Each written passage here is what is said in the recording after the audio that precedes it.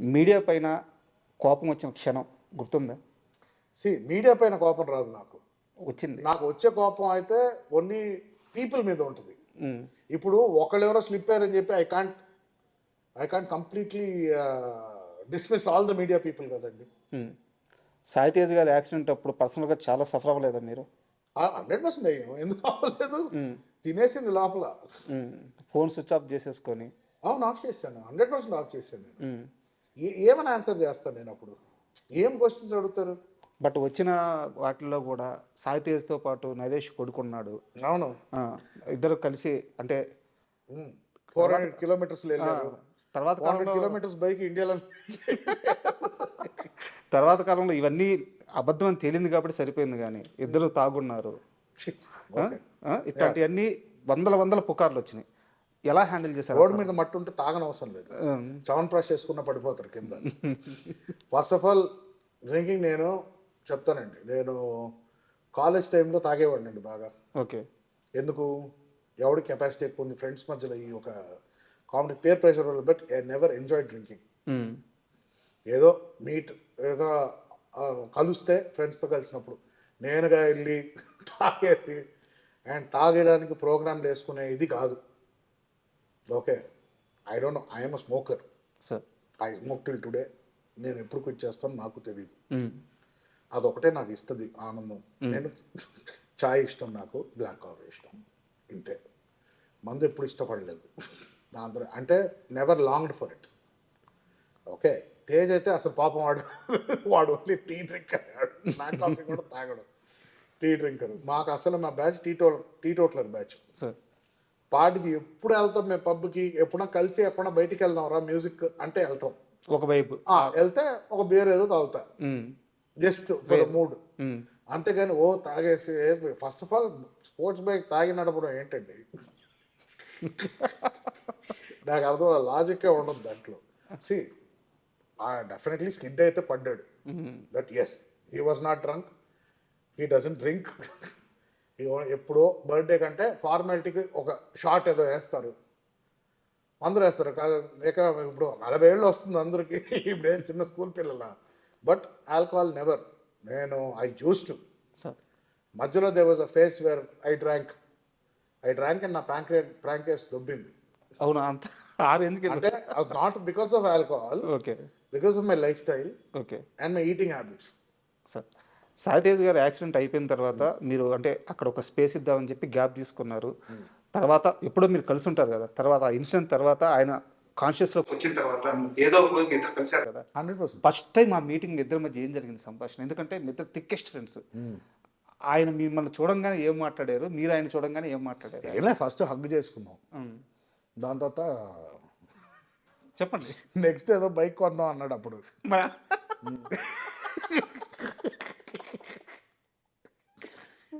So ఆ model పేరు చెప్పి నెక్స్ట్ ఏంటి ఇదా? 400 కిలోమీటర్స్ ఎలా వెళ్ళేవారు నువ్వు స్ట్రీట్ ట్రిపుల్ బైక్లో అని అడిగా. తెలుసా ఆయనకి మీడియాలో అంతా ఇదంతా నడిచింది ఆయనకి తెలుసా? ఆ! తెలుసు, అన్ని తెలుసు. పాపం రికవర్ అయ్యే టైంలో రికవర్ అయ్యేటప్పుడు చాలా మెంటలీ డౌన్ ఉంటారు పేషెంట్స్. హ్మ్.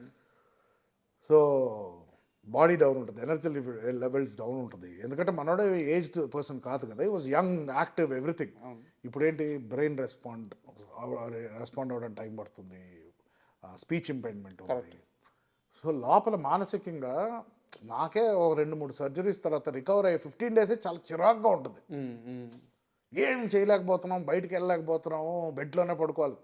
పాపం అన్ని అన్ని రోజులు ఈ was there on the bed. So will be frustrated. So వచ్చాక అది కన్సోలింగ్ ఇవన్నీ ఎవడు చేయకూడదని నా ఫీలింగ్. హ్మ్. హ్మ్.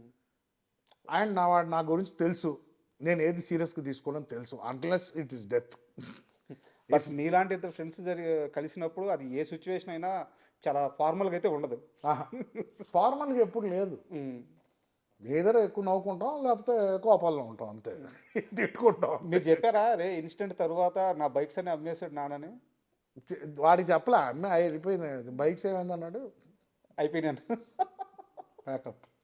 ఏం సార్ మీ ఇద్దరి మధ్య అంత థిక్ రిలేషన్ అంటే అది ఫ్యామిలీ బాండింగ్ లాగా అయిపోయింది. ఎలా సెట్ అయింది అంత స్నేహం ఇద్దరి మధ్య? ఇప్పుడు మీరు అడిగిన క్వశ్చన్కి స్క్రీన్ ప్లే ఆఫ్ లైఫ్ అంతే. మ్మ్. What is meant to be అది జరగాలని రాసి పెట్టుంది. చెన్నైలో మేము హార్డ్లీ 4-5 years మరి కలిసి ఉన్నాం. దాంతో హైదరాబాద్కి వచ్చాడు. మ్మ్. నేను కాల్ చేయలేదు, నాకు నంబర్ లేదు. హైదరాబాద్కి వచ్చాక చరణ్ని కలిసాక తేజ్ నంబర్ తీసుకున్నా, ఓకే. ఫోన్ చేశా, కలిసాము. అప్పుడు మేము క్రికెట్ ఆడేవాళ్ళం. సో మనోడు రాజూస్ క్లబ్లో రాజూస్ క్రికెట్ క్లబ్లో ఆడేవాడు. ఒకరోజు ఎవరో చెప్పారు క్రికెట్ 6లు బాధేస్తున్నాడు అక్కడ, సూపర్ మీ ఫ్రెండ్ అంటే అప్పుడు నేను వెళ్ళా, కలిసాం. మళ్ళీ ఒకసారి కలిసాం. దాని తర్వాత కొన్ని 1-2 years కలవలేదు. ఓకే. దాని తర్వాత సబ్వేలో కలిసా. తర్వాత అప్పటికి ఇంకా మనోడు యాక్టింగ్ ఏం లేవు. నేను ఎడిటింగ్లో ఉన్నప్పుడు అప్పుడు సబ్వేలో కలిసా ఇంకో ఫ్రెండ్తో. మళ్ళీ అప్పుడు స్టార్ట్ అయింది పరిచయం. మళ్ళీ అప్పుడు మీట్ అవ్వడం స్టార్ట్ అయింది. ఓకే. దాంతో రెగ్యులర్ కలవడం స్టార్ట్ అయ్యింది మళ్ళీ. బట్ ఇదేంటంటే ఫ్రమ్ నేను I think I was in 4th or 5th. అప్పుడు ఆ టైం నుంచి నాకు ఒక ఎవ్రీ ఫేజ్లో కలుస్తూ ఉండేవాడు. So every time we met అది ఒక బ్రదర్ బాండింగ్ లాగా అయిపోయేది. మ్మ్. అంటే చిన్నప్పుడు ఆ 4-5 years వాడిని బాగా టార్చర్ పెట్టా క్రికెట్ నేర్పించాలని. కొట్టేవాడిని, తిట్టేవాడిని. అవునా? వీడు రాడనుకునేవాడిని, మళ్ళీ ఇంకా వచ్చేవాడు మళ్ళీ. మ్మ్. లేదు నేను బాగా ఆడతానని చెప్పి వచ్చాడు. అప్పుడు అదేదో పెద్ద నేను కోచ్ మనోడు, బట్ ట్రైనింగ్ అయితే చాలా ఇంటెన్స్గా ఇచ్చేవాడు ఆ టైంలో. అయితే మీ ప్రభావం ఆ షాట్లన్నీ ఏమో అది వాడిని అడగాలి, నాకు తెలియదు. అడగాలి ఎవరు. మామూలుగా కొట్టడు బాల్ని. అవునవును, బాగా కొడతాడు, గట్టి కొడతాడు. దాని తర్వాత ఇక్కడ రావడం, ఇక్కడ కలిసాక ఫస్ట్ 2 times జస్ట్ కలిసాం అంతే, మాట్లాడుకున్నాం, అయిపోయింది. ఎప్పుడైతే ఆ సబ్వేలో కలిసామో అక్కడి నుంచి daily, this was in 2001 or 2004 అనుకుంటా. 2004-5లో కలిసాం. మ్మ్. ఇంకా అక్కడి నుంచి ఇప్పటి వరకు కంటిన్యూస్గా, ఇంకా గ్యాప్ లేదు. మ్మ్. సో ఏంటంటే చిన్నప్పుడు అలా చూశాను కదా, సో ఆటోమేటిక్గా ఒక తమ్ముళ్ళలాగే ఉండేది. ఇది వాడు సక్సెస్ నా సక్సెస్ అని నేను వాడిని ట్రైన్ చేయాలి ఆయనకి ఎందుకో వచ్చింది. నాకు చరణ్తో ఎప్పుడు నాకు అలా లేదు. ఓకే. తేజ్ నాకన్నా కొంచెం చిన్నోడు కాబట్టి చిన్నప్పుడు తమ్ముళ్ళలాగే చూసేవాడిని నేను. మ్మ్. సో ఇక్కడ కలిసాక అదే ఇది స్టార్ట్ అయింది. దాంతో వాడు కెరియర్ గురించి మాట్లాడినా, ఇలాంటి సినిమాలు చేద్దాం అనుకుంటున్నా, సో ఫస్ట్ డాక్టర్ అవుదాం అనుకుంటున్నాను అంటే, నేను పిచ్చా అన్నాను. నువ్వు అసలు చదువు వచ్చా నీకు? అసలు నువ్వు సినిమాలు కనీసం ఫ్లాప్ సినిమా తీస్తే ఆడియన్స్ ఇరిటేట్ అవుతారు, ఇక్కడ నువ్వు తప్పు చేస్తే జనాలు చచ్చిపోతారు, నీకు నీ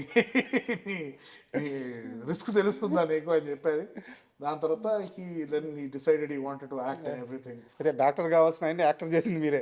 నేనేం చేయలేదబ్బా, అంతా వాళ్ళ డిసిషన్ ఉంటుంది, మనం ఎవ్వరు ఏం చేయరు. ట్రాక్ మార్చేసింది మీరే కదా. వాడు నిజంగానే డాక్టర్ అవ్వాలనుకుంటే ఎంతమంది చెప్పినా డాక్టర్ అయ్యేవాడు. వాడు యాక్టర్ అవుదాం అనుకున్నాడని డాక్టర్ని చంపేసాడు వాళ్ళు. స్టెథోస్కోప్తో ఉరి తీసాడు డాక్టర్ని. So it's his decision ultimately. వాడు ఏదైనా అదే కదా whole policy, do what ever you want, but అంతే. బట్ ప్రాపర్గా చేయి అంతే. ఏదున్నా కూడా 100% దిగితే దాంట్లో దిగిపోవాలి అంతే.